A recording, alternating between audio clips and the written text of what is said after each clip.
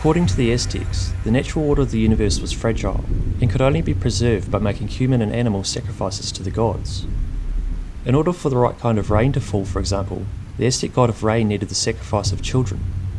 To perform the act, a priest would plunge an obsidian blade through the sternum or up under the ribs, reach in with their bare arm, pull out the still beating heart, and then lift it skywards in tribute. Terrifying visions of reality aren't uncommon in the history of human spirituality. Christianity and Islam are the world's two largest religions, for example, and both assert the existence of a divine being who demands worship.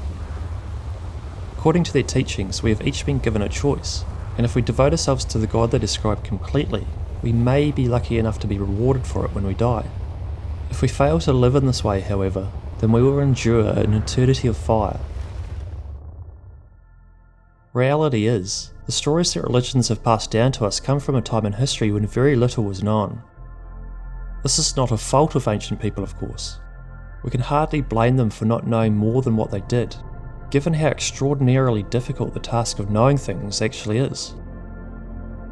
Despite all of this, we widely trust that in the midst of that great veil of ignorance, ancient people somehow still managed to ascertain the ultimate meaning of the universe, having traced it back to a being who demands to be worshipped. I can honestly say that this makes no sense to me whatsoever. If a divine being really does exist, I can imagine it being no more interested in worship than I can in being nourished by blood from human sacrifice. The universe is simply far more incredible than they could have possibly known, and nothing requires us to look at it in the same frightening ways that they did.